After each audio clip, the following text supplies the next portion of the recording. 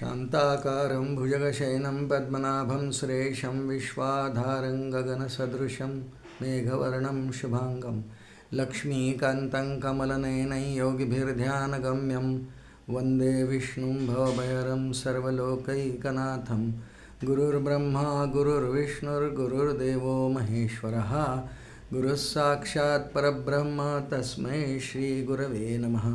दक्षिणे लक्ष्मणोर्यस्य वामे तु जनकात्मजा पुरतो मारुतिर्यस्य तं वन्दे रघुनन्दनं मनोजवं मारुततुल्यवेगं जितेन्द्रियं बुद्धिमतां वरिष्ठं वातात्मजं वानरयूथमुख्यं श्रीरामदूतं शरणं प्रपद्ये।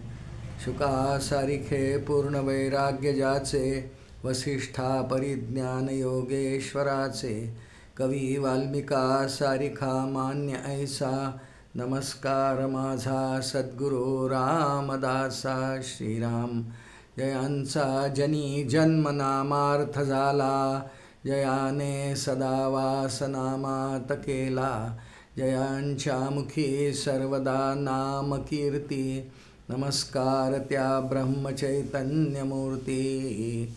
कर्णाची श्रवणीच आवड असो राहो मुखी कीर्तन वाचे नित्य घडो तुझे स्मरण ते हस्ती तुझे पूजन लाभो अर्चन सख्य दास्यची तुझे हे इच्छिते मनमन प्रल्हादा गुरुराजया नित तुम्हा माझे असो वंदन जानकी जीवन स्मरण जय जय राम महारुद्र हनुमान की जय। समर्थ सद्गुरु श्री रामदास स्वामी महाराज की जय। सब संतन की जय। जय जय रघुवीर समर्थ श्री राम श्री लक्ष्मी नृसिंह भगवान की जय। आज वैशाख शुद्ध चतुर्दशी भगवंतांच्या एका सगुण विग्रहाचा आविर्भाव आज पृथ्वीवर झाला। भगवान नृसिंह हे प्रल्हादाकरता एका स्तंभातून प्रगट झाले अशी आख्यायिका आपण सर्वांनी ऐकली आहे। सर्व धर्मग्रंथांमध्ये विशेषतः पुराण ग्रंथांमध्ये ह्या आख्यानाचा अंतर्भाव केला गेलेला आहे। विशेषतः श्रीमद भागवत ग्रंथामध्ये एक पूर्ण स्कंध 7वा स्कंध यामध्ये कथा येते।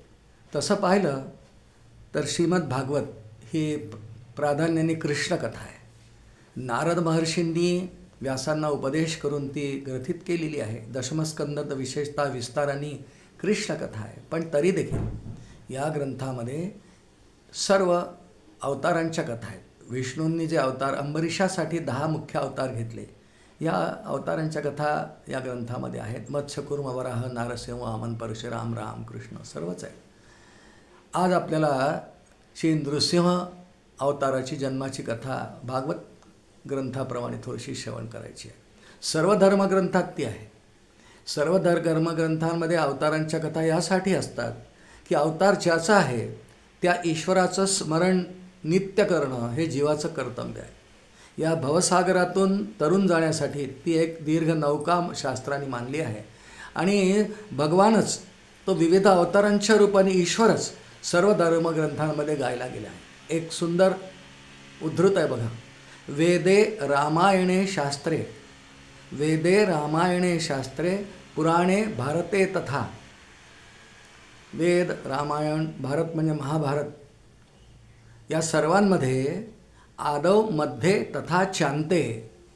आदौ मध्ये तथा चांते म्हणजे आदौ म्हणजे सुरुवातीला, मध्ये म्हणजे मध्ये आणि चांते म्हणजे शेवटी। असा सुरुवातीला मध्यभागी आणि शेवटी हरी सर्वत्र गीयते।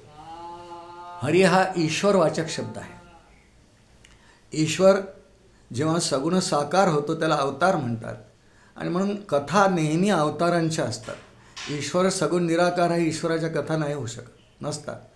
पण सगुण साकार जेव्हा होतो अवतार जेव्हा घेतो तेव्हा त्या अवताराच्या कथा असतात, लीला असतात आणि त्या श्रवण करण्याने सुद्धा हा सामान्य जीव या भवसागरातून सहज तरून जाऊ शकतो असं प्रतिपादन सर्व ग्रंथांमध्ये आहे।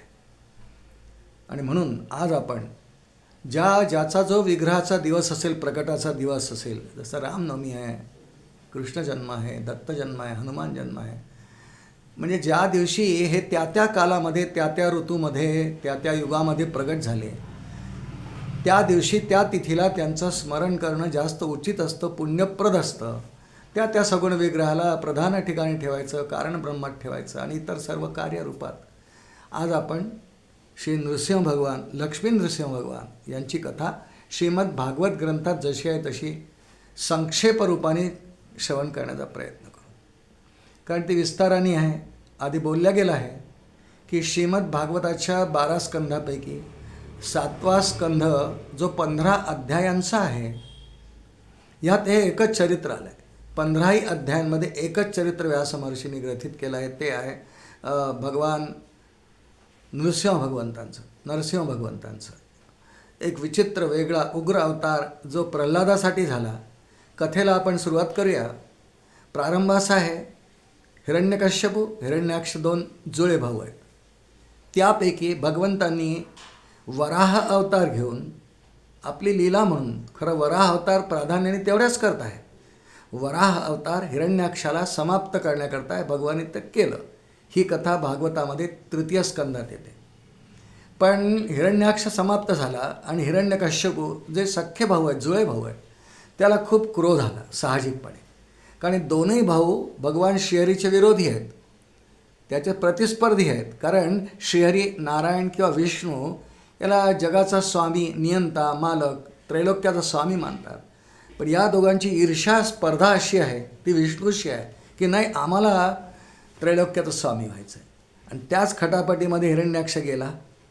आता हिरण्यकश्यपाला खूप क्रोध आला. या क्रोधापायी तो पहिल्यांदा घरी गेला. आधी सर्व ग्रंथांनी असं वर्णन केलं आहे की कितीही क्रोधी असला तरी त्याला काही वेळ विवेक धारण करता येतो. घरी गेला, थोडा विवेकी अंतःकरणाचा झाला. आणि हिरण्याक्षाची धर्मपत्नी, जिचं नाव ऋषाभानू आहे, याची आई आहे दिती, आणि हिरण्यकश्यपूची धर्मपत्नी आहे, तिचं नाव कयाधू असं आहे. या तिघींना एकत्र बोलावलं, त्यांचं सांत्वन केलं की जे झालं ते होऊन गेलं. त्या खूप विलाप करीत होत्या. विशेषतः ऋषाभानूला किती दुःख झालं असेल. पती तिचे निवर्तले, विष्णूंनी मारलं. आणि मग आणि गर्जना केली, ज्या विष्णूंनी कपटी मायावी वेश धारण करून, रूप धारण करून वराह अवतार घेतला होता ना, माझ्या भावाला मारलं, मी बदला घेईन, मी सूड आणि बदला घेईन या ईर्ष्या भावेने हिरण्यकश्यपूने आपल्या बायकोला कयाधूला एकांतात सांगितलं, हे बघ मी चाललं तप करायला, मुलांची काळजी घे. हिरण्यकश्यपू जेव्हा तपाला निघाला आहे त्याला 3 मुलं आहेत, ल्हाद, आल्हाद, अनुल्हाद. आणि त्याला विष्णूची स्पर्धा करायची आहे, बदला घ्यायचा, म्हणून तो मंदाराचलाच्या गुहेत तपाला गेला असं वर्णन श्रीमद भागवतात आहे. कयाधूनी निरोप देण्याशिवाय गत्यंतर नव्हता. अत्यंत हट्टी आहे, क्रूर आहे, निर्दयी आहे. सांगितलं मी चाललो आहे, तू मुलांची काळजी घे, आणि तो निघून गेला मंदाराचलाच्या गुफेत. ब्रह्मदेवाची तपश्चर्या करणार आहे. 3 देवता आहेत मुख्य, ब्रह्मा, विष्णू, महेश. तर म्हणाला महेश तर नको, विष्णू नको, त्याच्याशी वैर आहे, स्पर्धा आहे. ब्रह्मदेव बरे आहेत. ब्रह्मदेवाची उग्र तपश्चर्या केली, मंदाराचलाच्या गुहेमध्ये केली. सुरुवातीला काही आहार इत्यादी घ्यायचा, पुढे आहार बंद केला. एका पायावर, ते उजव्या पायाच्या एका अंगठ्यावर उभं राहून तपश्चर्या हात आकाशात उभे करून ओम नमो ब्रह्मदेवाय असा मंत्र त्याचा घेऊन तो तप करत बसला. त्याला देहाची चिंता नाही, भूक तहान विसरला. दैत्य जरी असला तरी क्षुधा तृष्णा निवारण्याची काळजी घेतात, आणि क्षुधा तृष्णा निवारण हे देहधर्म आहेत.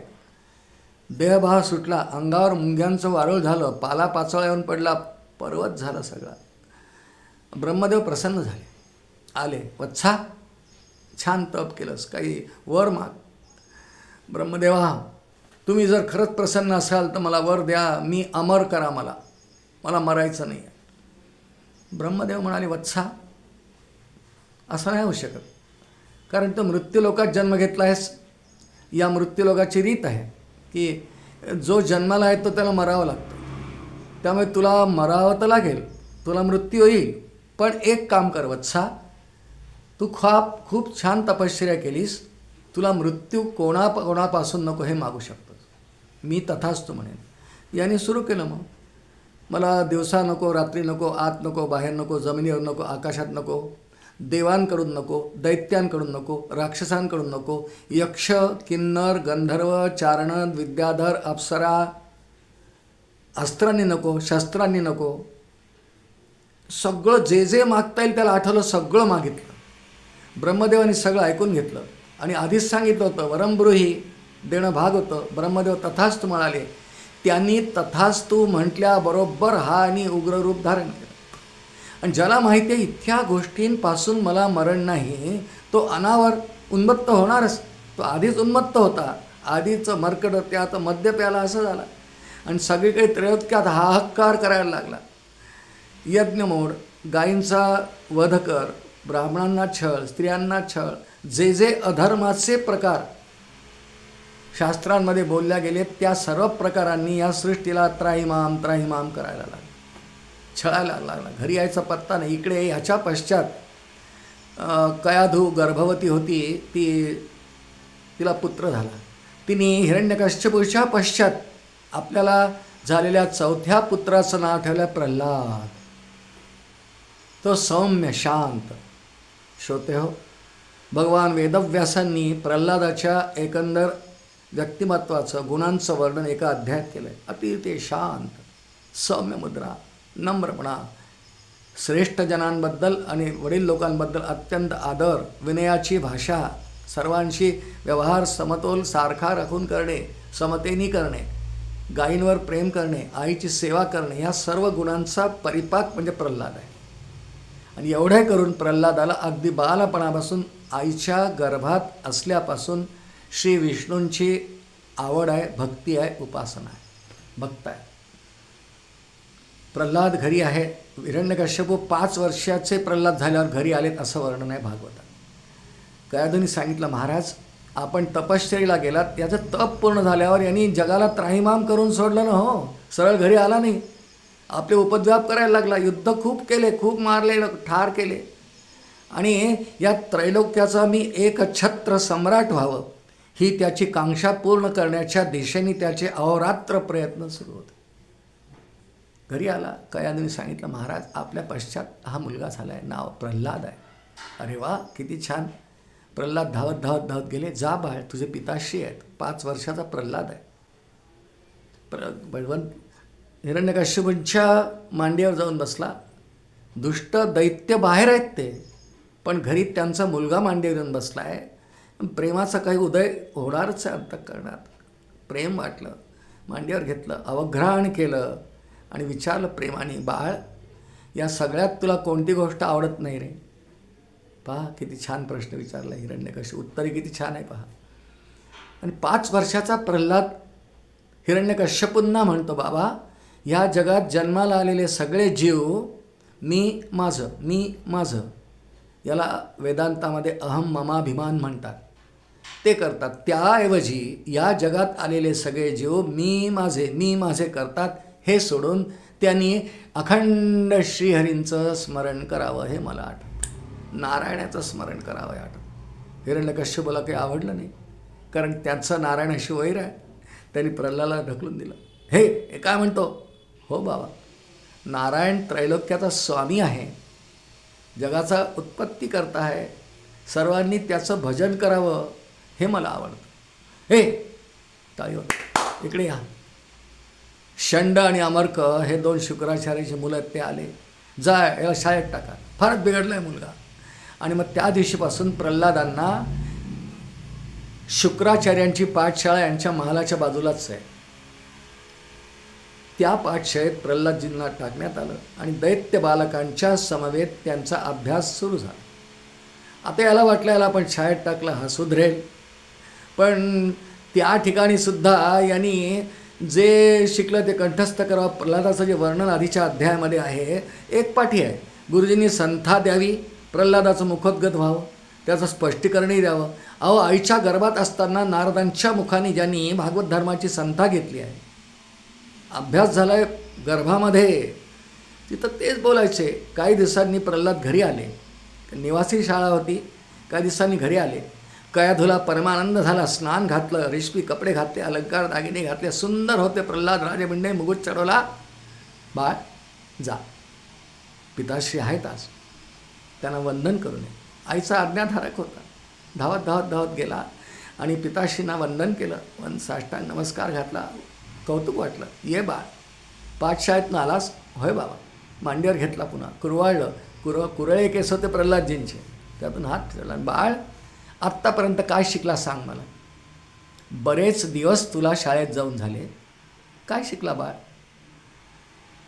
प्रल्हादांच्या तोंडी या ठिकाणी अत्यंत प्रसिद्ध असलेला नवविधा भक्तीचा श्लोक श्रीमद भागवतामध्ये आढळतो. ज्या एका श्लोकाचा आधार घेऊन रामदास स्वामींनी दासबोधामध्ये 4था दशक पूर्ण नवविधा भक्ती रूप लिहिला.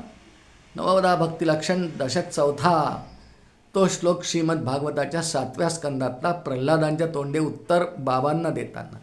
कारण हिरण्यकश्यपूने प्रश्न केला आहे, तू काय शिकला आत्तापर्यंत? प्रल्हाद म्हणाले, बाबा, श्रवणं कीर्तनं विष्णु स्मरणं पादसेवनं अर्चनं वंदनं दास्यं सख्यम आत्मनिवेदनं. श्री गोपाल कृष्ण भगवान की जय. त्याला नाही काय कळलं, हे काय आहे? बाबा, श्रीहरीची नारायणाची प्राप्ती ज्यानी होते त्यासाठी शास्त्रामध्ये हे 9 प्रकार सांगितलेत बाबा, श्रवणंपासून पादसेवनपर्यंत. त्याला खूप राग आला. नारायणाची भक्ती, अरे त्याला नाही म्हणाले काही, तो तर माझा वैरी आहे, खबरदार, पुन्हा शाळेत टाका. प्रल्हादांना पुन्हा शाळेत टाकलं. बरेच दिवस गेले. काही कामासाठी एकदा शुक्राचार्य बाहेर गेले, काही यज्ञासाठी म्हणा, काय कुठे बोलावून आलं, पाताळातून त्यांना बोलावणे यायचे, जायचे सगळीकडे. तेही अधिकारी होते, दैत्यगुरू आहे शुक्राचार्य, सकल शास्त्रांचा अभ्यास आहे. ते जायचे. जाताना प्रल्हादाला सांगून गेले, प्रल्हादा, सर्व भक्तांमध्ये, शिष्यांमध्ये, पुत्रांमध्ये, त्या पाठशाळेतल्या सगळ्या विद्यार्थ्यांमध्ये प्रल्हाद अत्यंत तेजस्वी, एकपाठी, संधा घेणारा आणि मुखकमळ अत्यंत छान, नम्र, कोणाशी उर्मटपणाने शिकवणारा या पद्धतीचा लागतो. एक आदर्श शिष्य, एक आदर्श शिक्षक कसा असावा याचा सगळा बोध आपल्याला भागवतात. प्रल्हादा, शुक्राचार्य म्हणाले, उद्यापासून मी नाही आहे, तू संथा दे. प्रल्हादजींनी संथा द्यायला सुरुवात केली.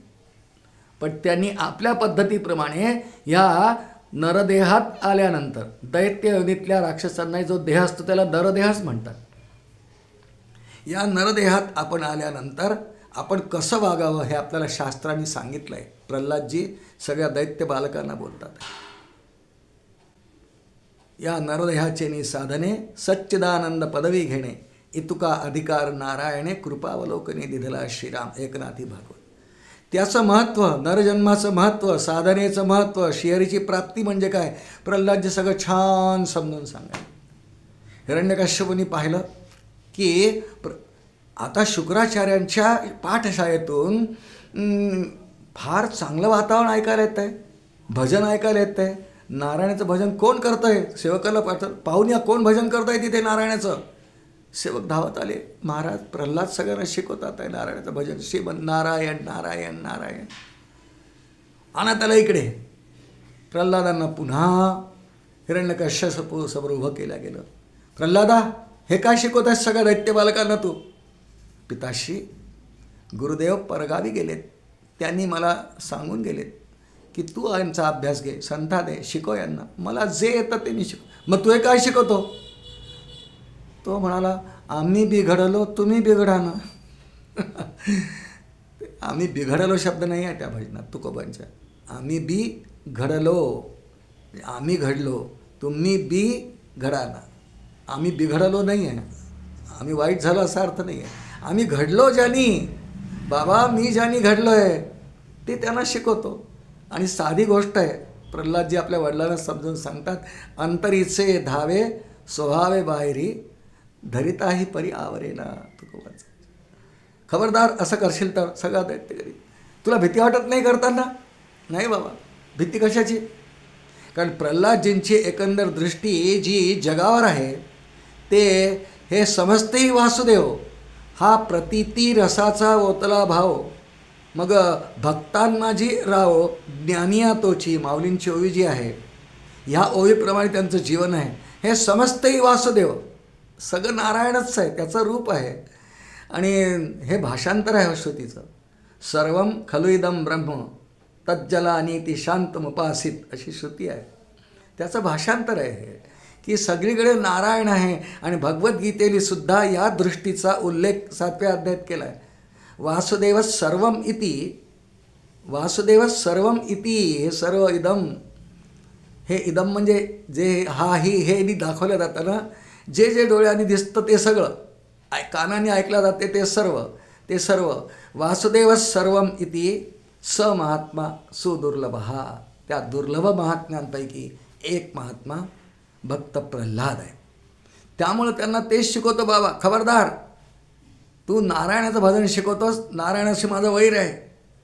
आता मात्र हा नारायणाची महती गातोय, हिरण्यकश्यप चिडतोय, तो पुन्हा नारायणाचे गुण सांगतोय, पुन्हा हिरण्यकश्यप चिडतोय, सगळी सभा भरलेली आहे. आणि हिरण्यकश्यपने आज्ञा केली, हे पोरगं मारून टाका. काय धुवाले धावत धावत, महाराज आपला पुत्र आहे, मारू नका, आपला पुत्र नाही. आज्ञा दिली, याला उंच कड्यावर खाली ढकलून द्या. ढकलला, नारायणाने त्याला सांभाळला. उकळत्या तेलात बुडवण्याचा प्रयत्न केला, नारायणाने सांभाळला. कृत्या पाठीमागे लावली, नारायणाने नष्ट केली. अग्नीने जळेना, नैनन दहती शस्त्राणी नैनन दहती पावकहा, त्याप्रमाणे काही बाधा होत नाही, कारण नारायण त्याला सहाय्यकारी. देवत्यारी त्याला कोण मारी, साधी सोपी म्हण आहे का नाही. भगवान त्याचं रक्षण करतात आहे. आता मात्र हिरण्यकश्यपू घाबरला आणि ह्याच्या मागे काहीतरी शक्ती आहे त्याला कळलं, कारण ती शक्ती आमच्या प्रल्हादाच्या मागे बालपणापासून नव्या गर्भात असल्यापासून आहे. त्याची आख्यायिका इथे, ती आख्यायिका अशी आहे, भागवतातच आहे, 7म स्कंदातच, की हिरण्यकश्यपू जेव्हा तपश्चर्याला गेला त्यावेळेला कयाधू गर्भवती होती. तिच्या पोटात प्रल्हाद आहे, तिला 3 पुत्र आहेत. बोललो आधी, लाद, अल्लाद, अनुल्लाद. प्रल्हाद पोटात आहेत. तिकडे इंद्र, देवांचा राजा इंद्र, त्याला वाटलं ही संधी चांगली आहे.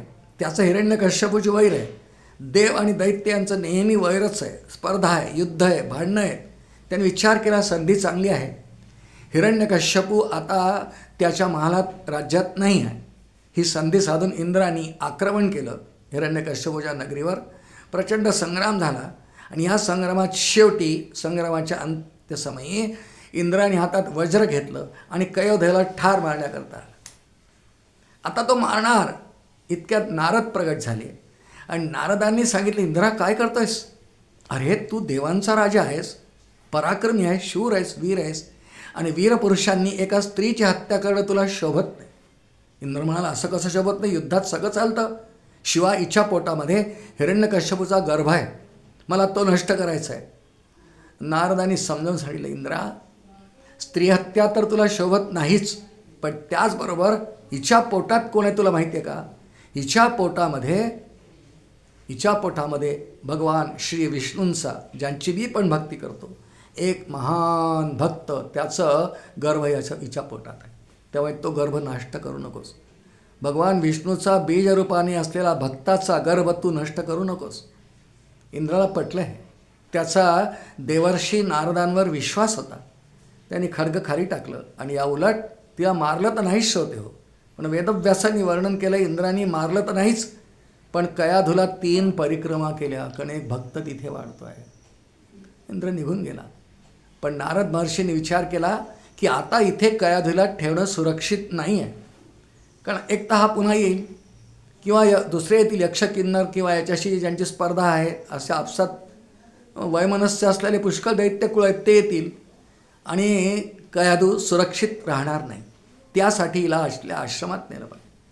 वायुमार्गाने नारदांनी रथात बसून कयाधूला आपल्या आश्रमाकडे न्यायला प्रारंभ केला. कयाधूनी वाटेत नारदांना भागवत धर्माविषयी अनेक प्रश्न विचारले. नारदांनी उत्तरं दिली. नारद महर्षी आहेत, नारद भक्तिसूत्र आहेत तेवढी 84. भक्ती कशी करावी, नारद आचार्य आहेत भक्तीचे. भागवत धर्मामध्ये सगळी अंग नारद कयाधूला बोलतात आहे. कयाधू ऐकती आहे, पण गर्भवती आहे, दिवस भरलेले आहेत, थोडी ग्लानी आहे, आकाशमार्गाने चालले, ग्लानी आली, झोप आली वारं लागल्याने, आणि तिला खरंच झोप लागली असं वर्णन आहे. पण तिच्या पोटात 8 महिन्यांचा गर्भ आहे प्रल्हाद, तो मात्र सगळं ऐकतो आहे.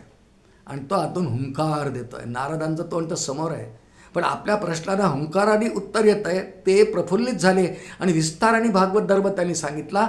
तो सगळा भागवत धर्म आईच्या गर्भात असलेल्या प्रल्हादांनी ग्रहण केला. आज विज्ञानाने पण याला मान्यता दिली आहे की गर्भस्थ शिशुवर संस्कार होत असतात. ते माता जशी वागते, जे खाते पिते श्रवण करते, आहार विहार आचार निद्रा, ती जे काय करते गर्भावस्थेमध्ये त्याचे परिणाम गर्भावर होतात. मग पुराण ग्रंथांनी आधीच सांगितलं आहे, किती हजार वर्षापूर्वी. ही तर सत्ययुगातली गोष्ट आहे. असो, नारद तिला सुरक्षितपणे आपल्या आश्रमात घेऊन गेले. यथासमय कयाधुनी एका दिव्य दैदिप्यमान अशा पुत्राला, भगवत भक्ताला जन्म दिला. आणि कयाधुनी हिरण्यकश्यपूच्या पश्चात नाव ठेवलंय प्रल्हाद, की ज्याला गर्भावस्थेत श्री नारदांकडून सगळा भागवत धर्म कळलाय, आकलन झालाय गर्भातच. आणि गर्भातून बाहेर आल्यानंतर मग काय तो दुसरं काही व्यवहार करेल का? नाही. नारायण नारायण, अखंड मुखात नारायण, अत्यंत प्रसन्न प्रफुल्लित मुद्रा, स्मितहास्य, नम्रपणा, सगळ्या दैवी गुणांनी आणि सद्गुणांनी सुशोभित असलेला प्रल्हाद हळूहळू मोठा होतोय. आणि प्रल्हादजी नंतर 5 वर्षाचे झाल्यानंतर हिरण्यकश्यप आले. प्रसंग कुठे ऐकतो आपण? त्याला मारण्याचे खूप प्रयत्न केले, तो मरत नाही कशाने, कोण्याही उपायाने तो मरण पावत नाही. हिरण्यकश्यपूने प्रश्न केला, प्रल्हादा, कोण तुझं रक्षण करतो? तुला कुणाचा आधार आहे? तुला भय वाटत नाही? शिवाय तुला मारण्याचे इतके आम्ही उग्र प्रकार केले, विषधर सापाकडून चाववला, त्याला खोलीत बंद केला, अन्न बंद केलं, पाणी बंद केलं. पण परमात्मा ज्याला साह्य आहे, कारण परमात्म्याचा तो भक्त आहे गर्भात असल्यापासून. आणि भगवंतांना भक्ता इतकं जगात काही आवडत नाही, असा श्लोक आहे तुकोबाचा. भक्ताहुनी देवा आवडते काही, त्रिभुवनी नाही आन तुझे. नावडे वैकुंठ क्षीराचा सागर, धरुणी अंतर राहे दासा. काय आवडत नाही देवाला? भक्त, सगळ्यात जास्त भक्त. आणि त्या भक्तासाठी सगळे देव, प्रसंग असा आहे श्रोतेव थोडा आधी घडलेला, जेव्हा हिरण्यकश्यपू उन्मत्त झाला ब्रह्मदेवाकडून वर मागण्यासाठी, तेव्हा सगळे देव भगवान विष्णूंकडे गेले आणि विष्णूंना म्हणाले, देवा, ब्रह्मदेवाने वर दिल्यामुळे हा किती उन्मत्त झाला आहे, छळतोय सगळ्यांना, अधर्म करतोय, किती हत्या करतोय, देवा या अवतार घ्या. भगवान श्री विष्णू म्हणाले होते, मी येईन, मी अवतार घेईन, पण आत्ताच नाही. माझं ब्रीद वाक्य आहे, भगवद्गीतेत जे पुढे बोलणार आहेत भगवत, ते ब्रीद वाक्य आहे, परित्राणाय साधूनाम विनाशाय च दुष्कृताम धर्म संस्थापनार्थाय संभवामी युगे वेगे. माझं ब्रीद वाक्य आहे, मी येईन परित्राणाय साधूनाम, मी रक्षण करण्याकरता, आत्ता नाही. मी याचा नाश करीन, याचा वध करीन, पण आत्ताच नाही. जेव्हा हा माझा प्रिय भक्त प्रल्हाद म्हणजे याचा पुत्र याला छळेल, त्याला मारायचा प्रयत्न करील, तेव्हा आपल्या भक्ताचं रक्षण करण्याकरता परित्राणाय साधूनाम मी अवश्य अवतार घेईन, असं आश्वासन दिलं होतं. आणि त्याप्रमाणे हिरण्यकश्यप म्हणजे तुला कोणाचा आधार आहे? त्याला श्रेणींचा आधार आहे. बाबा, मला ज्याचा आधार आहे त्याचाच आधार सर्वांना आहे बाबा. त्याला सर्व जगाला त्याचा आधार आहे बाबा. यच्च किंचित जगत सर्वम श्रूयते पिवा. नारायण उपनिषद आहे.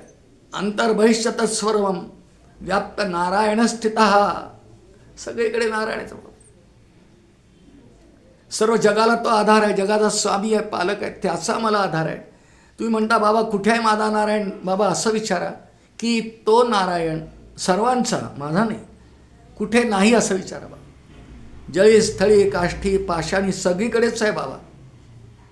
आपल्या इकडे कीर्तनकार एक आर्या नेहमी म्हणतात, भूजल तेज समीरख, भूजल तेज समीरख, रविषष्ठी काष्ठादिकी असे भरला, स्थिरचर व्यापुनी अवघा, तो परमात्मा दशांगुले उरला. जळीस्थळी काष्ठाळी त्याचे तेच भाषण. सगळीकडे बाबा, कुठे नाही विचार. आकाशात तोच, पाताळात तोच, दिशांमध्ये तोच, सूर्यामध्ये तोच, चंद्रामध्ये तोच, सगळं प्राण्यांमध्ये तोच, समुद्रात तोच, नद्यांमध्ये तोच, पर्वतांमध्ये तोच, पशूंमध्ये तोच, पक्ष्यांमध्ये तोच. बाबा माझ्यातही तोच. बाबा एवढंच काय, तुमच्यामध्ये तोच नारायण पूर्ण भरला आहे. खूप क्रुद्ध झाला हिरण्यकश्यप. काय बोलतायस, सगळीकडे नारायण आहे? होय बाबा, व्याप्त नारायण स्थिता. त्याची दृष्टी तशी आहे, तो का करेल. वासुदेव सर्वमिती ही दृष्टी प्रल्हादजींची नारदांच्या उपदेशाप्रमाणे गर्भातच तयार झाली आहे. भक्तराज म्हणून भक्तांची मालिका जेव्हा वर्णन करण्याचा प्रसंग येतो, सर्व शास्त्रांनी, संतांनी, आचार्यांनी पहिलं नाव प्रल्हादांचं रोल आहे. प्रल्हाद, नारद, नारद, पराशर, पुंडरीक, व्यासांबरीश, शुक, शौनक, भीष्म, दालभ्याल, भीष्मां, गदार्जुन, वसिष्ठ, विभीषणादीन पुण्यान इमान परम भागवतान स्मरामी. किती नाव आहेत? भीष्मांचं नाव आहे, रुक्मांगदाचं नाव आहे, पराशर आहे, पुंडलिक आहे, किती नाव आहेत. पण सगळ्यात पहिलं नाव कोणाचं आहे श्लोकात? प्रल्हाद नारद. सर्व भक्तांचे अग्रणी. भक्ती कशी करावी? नारद भक्तिसूत्रांप्रमाणे 84 सूत्र कोणी अवलंबिली, कोणी आचरण केली? प्रल्हादाने. म्हणजे भक्त कसा असावा? प्रल्हादासारखा. आणि त्याचा छळ होतोय. भगवंतांनी वचन दिले देवांना की प्रल्हादाचा छळ त्याचा पिता जेव्हा करील तेव्हा मी येईन. हिरण्यकश्यप विचारते, कोण तुझं रक्षण करते, कोण तुझा आधार आहे? तो म्हणतो, बाबा सर्वांचा आधार एकच आहे, नारायण विष्णू माझा. खबरदार, पुढे झाली तुझी बडबड. बडबड करतोयस खूप, शांत हो आणि मला सांग, कुठे आहे तुझा नारायण? बाबा कुठे नाही असं विचारा ना, सगळीकडे आहे. जर सगळीकडे भरून आहे, स्थिरचर व्यापुनी अवघा. तो परमात्मा दशांगुलीवरला सगळीकडेच आहे. काय म्हणतोय? सगळीकडे आहे. या खांबात आहे का? त्याच्या डाव्या हाताला एक स्तंभ खांब आहे. त्या स्तंभामध्ये हिरण्यकश्यपू प्रल्हादाला विचारतोय, या खांबात तुझा नारायण आहे का? प्रल्हादजी म्हणतात, इतकं सुंदर इथे विवेचन आणि व्यासजींचं आहे बघा. पहा प्रसंग कसा आहे.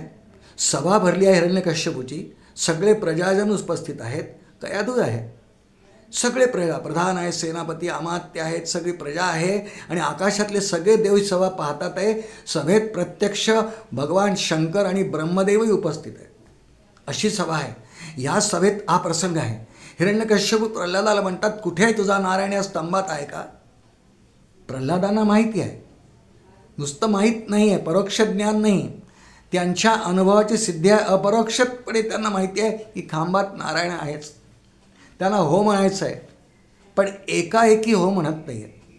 त्याला भक्त म्हणतात. एकाएकी पिताजीने विचारलं, या खांबात आहे का? हो म्हटलं. थोडे अहंकाराची छटा आहेत. प्रल्हादजींनी विचार केला. पिताश्री विचारता आहेत, या स्तंभामध्ये, खांबामध्ये नारायण आहे का? हो म्हणायचं आहे, पण त्यापूर्वी मी हो म्हणणार आहे, नारायणाला सांगूया. प्रल्हादजींनी हात जोडले, नारायणाचं स्मरण केलं. त्यांच्या दृष्टीसमोर तर ते अखंड आहेतच. नारायणाला आत्मनिवेदन करतात आहेत. नारायणा, माझ्या पिताश्रींचा प्रश्न आहे की तू या खांबामध्ये आहेस का? नारायणा, मी हो म्हणतो आहे, बाकी तू सांभाळून घे. याला भक्त म्हणतात. डोळे उघडले, निवेदन झालं आणि मग पिताश्रीला म्हटलं, होय पिताश्री, या खांबात सुद्धा, खांबातच नाही, या खांबात सुद्धा नारायण आहे. हिरण्यकश्यप चिडलाच होता, क्रुद्ध झाला होता. कोणत्याही प्रकारे तो मरत नाही आहे. त्याला काहीतरी पाठीराखा आहे, तो पाठीराखा या स्तंभात आहे, कळलं आहे. हिरण्यकश्यपाने मूठ आवडली आणि एक ठोसा. कमी शक्ती असेल का हो? ज्याच्या एका ठोशाने पर्वत हलू शकतात असा हिरण्यकश्यप आहे. तो स्तंभ काड काड काड काड काड काड काड काड आवाज, कडकडीला स्तंभ, अशी आरतीच आहे नरहरींची. ब्रह्मकटाह फुटावा इतका मोठा तुमुल ध्वनी झाला असं वर्णन असं. इतका ध्वनी, कानात बोटं घालून ध्वनी ऐकू येणार नाही असं नाही. सभेत सगळेच उपस्थित आहेत. महादेव आहेत, ब्रह्मदेव आहेत. वर्णन केलं व्यासमहर्षींनी. फक्त महादेव, ब्रह्मदेव आणि प्रल्हाद तिघं सोडून सगळे बेशुद्ध झाले. आणि हिरण्यकश्यपूंनी खांबावर एक मुष्टी प्रहार केल्यानंतर खांबामधून आजपर्यंत सृष्टीच्या इतिहासात रचना झाल्यापासून कोणीही पाहिलेलं नाही असं उग्र, विचित्र असं एक रूप प्रगट झालं. पण भगवान का प्रगट झाले याची कारण मीमांसा व्यासाने सुंदर एका श्लोकात केली आहे बघा. 3 अवताराची कारणमीमांसा करताना भगवद्गीतेने 3 कारणं दिली आहेत. परित्राणाय साधूनाम 1, साधूंचं रक्षण करण्याकरता. 2, विनाशायाच्या दुष्कृता, दुष्टाचा संहार करण्याकरता. दुसरं कारण. आणि तिसरं कारण धर्मसंस्थापनार्थ, धर्माचे संस्थापन करण्याकरता. 3. इथे 4थं कारण या श्लोकात आहे. 3 कारणं आपण ऐकली, पण 4थं कारण या श्लोकात आहे. भगवंत तिथून का प्रगट झाले? कारण प्रल्हादाला हो म्हणायचं आहे त्यांना. प्रल्हादाने विचारले, तू आहे तिथे, मी हो म्हणणार आहे, तू पाहून घे, असं म्हटलं आहे. आणि व्यासमहर्षींनी सुंदर श्लोक लिहिला. सत्यम विधातुम निजभृत्य भाषितम व्याप्तंच भूतेषु खिलेषु चात्मना अदृश्यतात्यद्भुतरूपमुद्वहं स्तंभे सभायां न नृगन न मानुषम. बोलिए लक्ष्मी नृसिंह भगवान की जय. सत्यम विधातुम निजभृत्य भाषितम.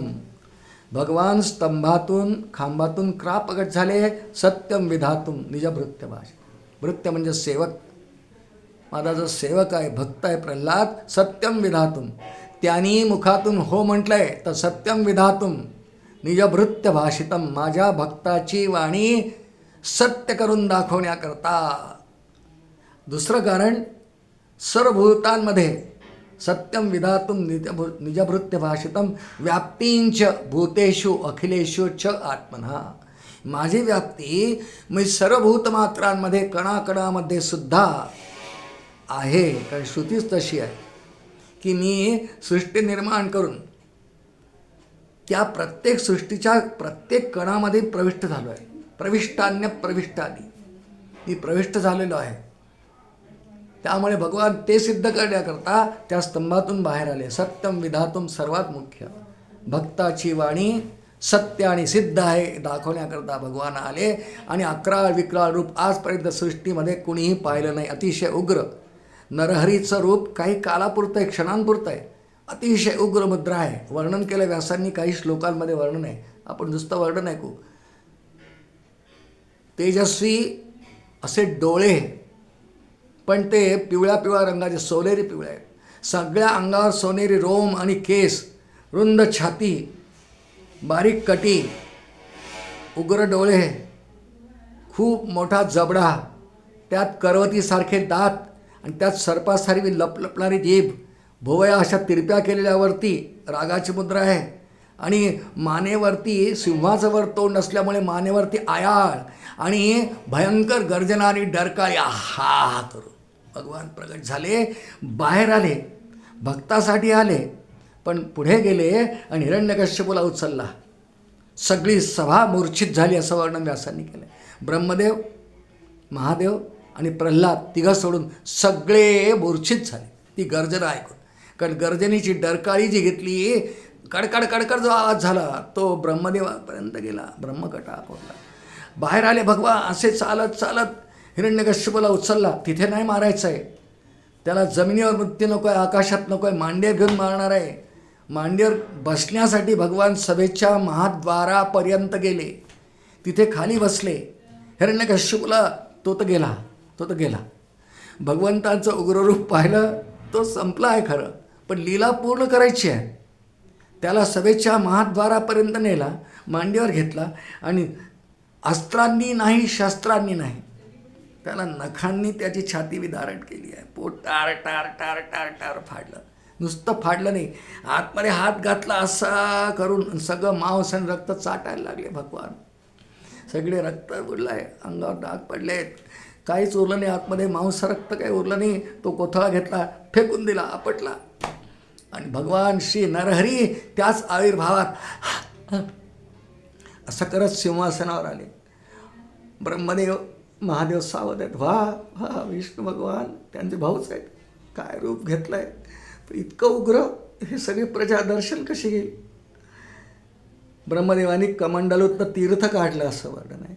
सगळ्या प्रजेवर शिंपडलं. देवता आकाशात आहेत, सगळ्या प्रजेवर तीर्थ शिंपडलं. सावध झाली प्रजा. ब्रह्मदेव म्हणतात, जा दर्शन घ्या, भगवान आहेत, नारायण आहे. नको विचार करा, नको बाबा, आपण नमस्कार करायला जा आणि त्याने उचलला तर सुरूच आहे, डरकाळा सुरूच आहे, सुरूच आहे. कोण जाणार जवळ? शेवटी सगळे प्रजाजन देव म्हणाले तुम्ही आधी शांत करा यांना. ब्रह्मदेव म्हणाले हे रूप शांत असं होणार नाही, तुम्ही लक्ष्मी देवींना घेऊन या. मनुष्य कितीही क्रोधात असला ना, धर्मपत्नी समोर आल्यानंतर तितका क्रोध टिकत नाही त्याचा. लक्ष्मी देवींना आणल्या गेलं, त्यांच्याकडूनही हा क्रोध शांत झाला नाही. उग्र रूप, करारी मुद्रा, सिंहासारख्या डरकाळ्या, खरंच घाबरण्यासारखी परिस्थिती आहे किती बघा. लक्ष्मीदेवींकडून शांत होईना. सगळी प्रजा आणि देव म्हणतात यांना शांत करा, आम्हाला दर्शन घ्यायचं. हे विष्णू आहेत, या रूपात आहेत. ब्रह्मदेव म्हणतात प्रल्हादा, तुझ्यासाठी नारायणाने विष्णूंनी हा अवतार घेतला ना, तू शांत कर. ठीक आहे ब्रह्माजी. ब्रह्मदेवांना शंकरांना वंदन केलं. प्रल्हाद अतिशय शांत निर्भयपणे अगदी भगवंतांच्या उग्ररूप नरसिंहाच्या जवळ आले. त्यांना काय भीती आहे सांगा? त्यांना कशाची भीती? कारण जे जाणतात की दुसतं रूप हे घेतलं आहे, पण आतमध्ये माझा नारायण आहे, माझा मित्र आहे, सखा आहे, सख्य भक्ती करतो आहे, मला काय भीती आहे? साधारणपणे सर्व संतांच्या चरित्रात श्रोते अशा प्रकारच्या कथा असतात. विषयांतर आहे, थोडं एक कथा बोलतो. नामदेवांच्या जीवनात कथा आहे. नामदेव एकदा वनात जात होते. त्यांना विसोबा खेचरांचा अनुग्रह झाल्यानंतरची गोष्ट आहे. वासुदेव सर्वमिती स महात्मा सुदुर्लभा मधले ते सुदुर्लभा. वनात गेले. पांडुरंग पांडुरंग सुरूच आहे. इतक्यात एक अति क्रूर मोठा राक्षस समोर उभा राहिला. नाही घाबरले नामदेव. निरखून पाहिलं, अपरोक्ष ज्ञान झालेलं आहे. हसले. त्या राक्षस तर डरकाळ्या फोडतो आहे, पण नामदेवांनी हात जोडले, म्हणाले वा नारायणा वा, तुला आज राक्षसाचं रूप घ्यावंसं वाटलं. आणि भगवान प्रगट झाले. नामदेवांना आलिंगन दिलं. सारखा प्रसंग आहे. आमचे प्रल्हादजी 5 वर्षांचे भगवंतांजवळ गेले. भगवंता शांत हो. ब्रह्मदेवानी सांगितलं तू शांत कर, तुझा ऐकतील. इथे प्रल्हादांनी भगवंतांची केलेली स्तुती आहे. भागवत 43 श्लोकांची स्तुती आहे. वेदार्थ पूर्ण आहे, सगळा अर्थ त्याचा. फार सुंदर स्तुती केलेली आहे. स्तुतीने भगवान प्रसन्न झाले. स्तव्य आहे तो. स्तव्य स्तव प्रिय स्तोत्रम स्तुती स्तोतारण प्रिया. स्तव्य आहे, स्तुती आवडते त्याला. आणि भगवान शांत झाले. उग्ररूप सोडलं, शांत झाले. उग्ररूप इतरांसाठी त्यांना भीती, प्रल्हादांना कशाची भीती आली? त्यांनी शांतपणे काही हालचाल न होता हात जोडून स्तुती केली. समर्थांनी सुंदर वर्णन केलं याचं पहा. का नाही भीती वाटली? व्याघ्रसिंह भयानक, व्याघ्रसिंह भयानक, देखोनी भयचकित लोक, परी तयांची पिल्ली निशंक तया पुढे खेळती शिरा. वाघाच्या पिल्लांना, वाघिणीच्या पिल्लांना, वाघिणीचं भीती असते का? आपल्याला आहे, सर्व मानवांना आहे. शिवणीच्या पिल्लांना सिंहाची भीती असते का? शिवणीची नाही. व्याघ्रसिंह भयानक, देखोनी भयचकित लोक, सर्व लोकांना भय होईल बरोबर, पण त्यांची पिल्ले निशंक तया पुढे खेळती. तसं प्रल्हादजी जवळ गेले. भगवंतांनी उग्ररूप शांत केलं प्रल्हादासाठी.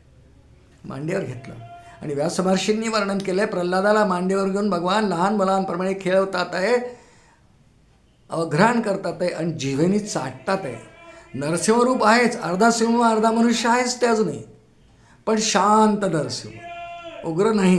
म्हणून बघा श्रोते हो, ज्यांची ज्यांची कुलदेवता नरसिंह आहे, नृसिंह आहे, ज्यांच्याकडे सध्या नवरात्र सुरू आहे, 2 प्रकारच्या मुद्रा नरसिंहाच्या पाहायला मिळतात.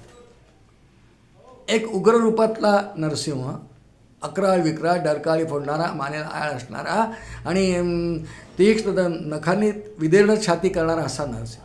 आणि एक अवताराचं मुख्य कार्य झाल्यानंतर प्रल्हादांनी शांत केलेला, सौम्य रूप धारण केलेला, शांत रूप धारण केलेला नरसिंहाचा प्रतिमा अशी पाहायला मिळते. दोन्ही आहे. पण असं सांगतात शास्त्रकार की उपासना ज्याला करायची आहे, ज्याचं कुलदैवत नरसिंह आहे, त्यांनी शांतस्वरूप नरसिंहाची उपासना करावी, उग्र रूपाची उपासना करू नये असं शास्त्र सांगतं. आणि त्याप्रमाणे दोन्ही फोटो प्रकारे मिळतात. दोन्ही भगवंतांच्याच लीला आहेत, पण त्यांचा मुळात स्वभाव शांत आहे, कारण ते मुळात विष्णू आहेत, त्यामुळे शांत आहेत. राजेंद्रम सत्यसंदम दशरथ तनयम श्यामलम शांतमूर्ती. भगवंतांच्या स्वभावाचं ते वैशिष्ट्य आहे. ते शांत आहेत नेहमी. प्रल्हादांना मांडीवर घेतलं, शांत झाले. पुढे सर्वांनी दर्शन घेतली. भगवान अत्यंत प्रसन्न आहेत. ब्रह्मदेवांनी हिरण्यकश्यपूला दिलेल्या वरातल्या सर्व अटी पूर्ण करून, अगदी आकाशात नाही, जमिनीवरून नाही, दिवसा नाही, रात्री नाही, अस्त्रांनी नाही, शस्त्रांनी, पशूंनी, भगवंतांनी एवढा सगळा विचार करून आजपर्यंत सृष्टीच्या इतिहासात असा प्राणी ब्रह्मदेवानी निर्माणच केला नाही. अशा एका प्राण्याचं नरसिंह रूपात भगवान प्रगट झाले. आणि श्रोते हो, तो दिवस म्हणजे आजचा दिवस आहे. ही सगळी कथा हिरण्यकश्यपूच्या महालात झाली. हिरण्यकश्यपूचं राज्य ज्या ठिकाणी होतं तो प्रांत पंजाबमधला, आज अर्धा पाकिस्तानात अर्धा भारतामध्ये आहे पंजाब, पण पाकिस्तान व्याप्त असलेल्या पंजाबमधल्या मुलतान नावाच्या गावी ही कथा घडली असं वर्णन आहे.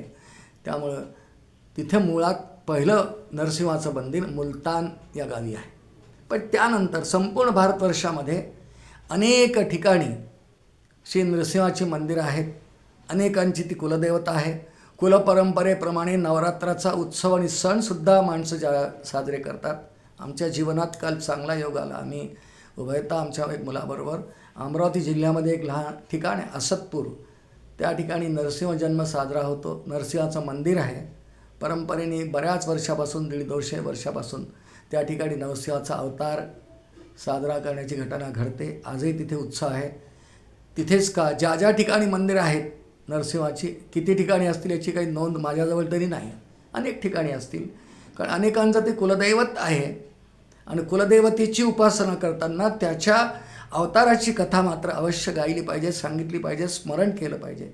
या एकमेव उद्देशाने आपण आज या ठिकाणी वैशाख शुद्ध चतुर्दशी नरसिंह जन्माच्या दिवशी हे चिंतन करण्याचा प्रयत्न करतो आहे. भगवान प्रसन्न झाले. सर्व देवतांसमोर सर्वांची वंदन झाली. भगवंतांनी प्रल्हादाला बोलावलं, प्रल्हादा काही वर माग, वरणवणीश्वर. प्रल्हाद म्हणतात, नाही देवा, काय मागायचं नाही, आधीच तर सगळं मिळालं आहे. गुरुच असे मिळाले, नारद महर्षींसारखे.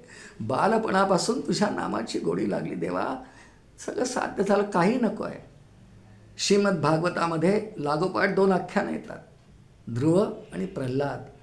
ध्रुवाची एकंदर जी भक्ती आहे, ध्रुवाचं जे चरित्र आहे ते सकाम भक्तीचं उदाहरण बोलल्या गेलं व्यासांनी. आणि प्रल्हादांची निष्काम, देवा तुला काय मागावं, तुला मागणं, भक्ती करावी, तुला मागावं. आता व्यवहार झाला, ते व्यापार झाला. हा व्यापार मला काही करायचा नाही. भक्तीने योग्य तुला वाटेल ते फळ तू देणारच आहेस, मी कशाला मागायचं आहे, मी तुला काही मागत नाही. निष्काम भक्ती. समर्थांनी याविषयी दासबोधात सुंदर ओवी लिहिली आहे. सकाम भजने फळ जोडे. सकाम उपासना केली म्हणजे काहीतरी मला हे हवं आहे, ते हवं आहे. प्रापंचिकांना अनेक व्यथा, चिंता, त्रुटी असतात, अडचणी मागितल्या जातं. तो देऊ शकत नाही असं आहे का? सद्गुरू किंवा देव सगळं देऊ शकतात. पण सकाम भजने फळ जोडे. फळ मिळतं आणि उपासना संपून जाते. संपलं, मग पुन्हा पाठी कोणी होते. सकाम भजने फळ जोडे, निष्काम भजने भगवंत जोडे. फळ आणि भगवंत दोन्हीकडे महद अंतर श्रीराम. कारण जे काही फळ आपल्याला सकामतेने आपण मागतो ते नाशिवंतच असतं. पुन्हा नाशिवंत मागण्यात काय तात्पर्य आहे? पण भगवान स्वतःला भक्ताला देऊन टाकतात, ऐक्यात नेतात, ते अविनाशी फळ देतात. आणि त्यामुळं न मागता अविनाशी फळ आणि मागून सकाम नाशिवंत फळाची काय अपेक्षा करावी, असं प्रल्हादजींनी स्पष्ट सांगितलं. देवा हा मला व्यापार नाही करायचा आहे. म्हणून प्रल्हादजींचं हे चरित्र श्रीमद भागवतामधलं, ज्यामध्ये नरसिंह आख्यान आलं आहे, अवताराची कथा आहे, हे निष्काम भक्तीचं दृष्टांतरूप उदाहरण म्हणून व्यासांनी कथा ग्रथित केली असं भाष्यकारांनी म्हटलेलं आहे. कारण श्रीमद भागवत ग्रंथामध्ये साधनांच्या अंगाने जितकी साधनं परमार्थात आहेत त्या प्रत्येक साधनाला एक एक दृष्टांतरूप कथानक आलेलं आहे. याचा अर्थ या कथा काल्पनिक असं नाही. सत्ययुगात एक घडलेलं चरित्र आहे, पण ते चरित्र दृष्टांतरूप 7व्या स्कंदात समग्र 15ही अध्यायांमध्ये, 15 अध्यायांचा स्कंद आहे, व्यास महर्षींनी ग्रथित केलं आहे. पण भगवंतांनी प्रल्हादांनी काही न मागता त्याला एक सुंदर आशीर्वाद मात्र दिला आहे. प्रल्हादा तू नाही मागत आहेस, पण मी तुला आपण वर देतो आहे की तुझ्या या भक्तीमुळे, तुझ्या या अतिशय उच्च प्रकारच्या भक्तीमुळे, निष्काम भक्तीमुळे तुझ्या 21 आधीच्या पिढ्यांचा आणि 21 पुढच्या पिढ्यांचा हा उद्धार झाला आहे असं तुला मी सांगतो. श्रोते हो, त्यानंतर भगवंतांचा हा विग्रह, सगुण विग्रह भगवंतांनी संपवला. हा काही काळाचा विग्रह आहे, फक्त खूप दीर्घकाळाचा नाही आहे. जसं राम विग्रह, कृष्ण विग्रह अवतार हे दीर्घकाळाचे आहेत. पुष्कळ वर्ष त्यांनी आयुष्य अवतार कार्य केलं आहे. पण नरसिंहाचा अवतार कार्य फक्त हिरण्यकश्यपूचा उद्धार करणं. श्रीमद भागवतातही हिरण्यकश्यपूला ठार केलं असं वर्णन नाही आहे. कारण हिरण्यकश्यपू, हिरण्याक्ष जुळे भाऊ हे भगवंतांचे पार्षद आहेत, द्वारपाल आहेत वैकुंठाचे. पण काही प्रमाद घडला, सनतकुमारांनी शाप दिला, 3 वेळा तुम्ही दैत्ययोनीत जाल. एकदा आत्ता ह्या अवतारात भगवानी जे उद्धार केले, हिरण्याक्ष, हिरण्यकश्यपू, रावण, कुंभकर्ण आणि द्वापर युगात शिशुपाल, दंतवक्र, हे 3दा दैत्य योनीत गेले. आणि 3दाही दैत्य योनीत गेल्यानंतर यांचा उद्धार करण्याकरता, म्हणजे यांना मूळ स्थानावर नेण्यासाठी स्वतः भगवान आले. या सर्वांना, 6 जणांना लौकिक भाषेत म्हणू आपण ठार करण्याकरता स्वतः भगवान आले. रावण आणि कुंभकर्ण त्रेतायुगात भगवंतांनी स्वतः मारले. बाकी इंद्रजित मात्र लक्ष्मणाने मारले. अनेक दैत्य हनुमंतांनी मारले, सुग्रीवानी मारले, विभीषणाने मारले. पण प्रधान जो आहेत रावण, कुंभकर्ण, हे मात्र भगवंतांनी स्वतः समाप्त केले. कारण त्यांनी जय विजयांना सांगितलं होतं की मी तुम्हाला परत या ठिकाणी आणीन, तोपर्यंत तुम्ही त्या योनींमध्ये राहा, मी येईन तुमचा उद्धार करायला, तुम्हाला इथे घेऊ देईन. त्या पद्धतीने भगवंतांनी हिरण्यकश्यप, हिरण्याक्ष यांचा उद्धार केला अशी भाषा व्यास महर्षींनी वापरली आहे. श्रोते हो, आज या प्रसंगाचं खूप औचित्य, भगवान नरसिंहाचा अवताराचं प्रकटीकरण जेव्हा झालं, वैशाख शुद्ध चतुर्दशी म्हणजे आजचा काळ, आणि म्हणून त्यानिमित्त आपण हे काय अल्पचिंतन संक्षेपाने, ही संक्षिप्त चिंतन ह्यासाठी आपण या ठिकाणी मांडणी करतो आहे की जेणेकरून विस्ताराने ऐकायची आपल्याला इच्छा होईल, मती होईल, बुद्धी होईल, प्रेरणा होईल, आणि ईश्वरात अशी योजना करून देईल की आता आपल्याला विस्ताराने हे चरित्र वाचलं पाहिजे. ते अनेक ग्रंथात आहे, पण मुख्यतः ते श्रीमद भागवताच्या 7व्या स्कंधामध्ये आहे. दुसरी कथाच नाही. या स्कंधात 15ही अध्यायात खूप विस्ताराने प्रल्हादाचं गुणवर्णन पूर्ण एका अध्यायात, हिरण्यकश्यपूचा दुष्टपणा एका अध्यायात, असं वेगळं वेगळं. नारदांनी कयाधेला केलेला उपदेश एका अध्यायात, असं विस्ताराने आहे. सगळं वाचण्यासारखं आहे. आपण सार रूपाने, संक्षेप रूपाने, काही अल्प प्रमाणामध्ये मात्र हे चरित्र या ठिकाणी श्रवण करण्याचा प्रयत्न केला. माझे पूज्य सद्गुरू, ज्यांची प्रतिमा आपल्याला दिसते आहे व्हिडिओमध्ये, परमपूजनीय प्रल्हाद महाराज, हे सुद्धा उत्तम भागवत सांगायचे. प्रल्हादाचं आख्यान, त्यांचंही नाव प्रल्हाद, नामसाधर्म्य नाही आहे, फक्त भक्ती साधर्म्य आहे. तेही प्रल्हाद त्यांचे सद्गुरू रामानंदांच्या कृपेने त्यांनाही पूर्णता मिळाली.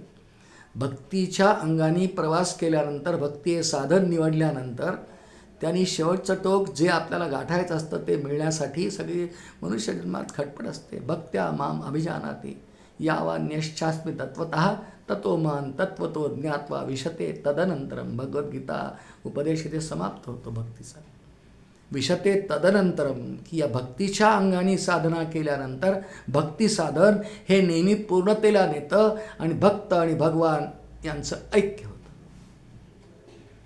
विशते तदनंतर, विशते म्हणजे प्रवेश करतो तो भक्त, भगवंतांच्या एकरूप होतो. इथे भक्ती संपते. प्रल्हाद चरित्राच्या माध्यमातून, भगवान श्री नृसिंहांच्या चरित्रातून, कसंही म्हणा आपण, सगळं एकच आहे. आपण भक्ती करूया आणि सर्वांची भक्ती सिद्धीला जावो, असं लक्ष्मी नृसिंह भगवान यांच्या चरणी मागणं मागतो. आजचे झालेले चिंतन लक्ष्मी नृसिंह भगवान, माझे परमपूजनीय सद्गुरू प्रल्हाद महाराज, या उभयांच्या चरणी समर्पण करतो. वाणीला पूर्णविराम देतो. लक्ष्मी नृसिंह भगवान की जय. जय जय रघुवीर समर्थ.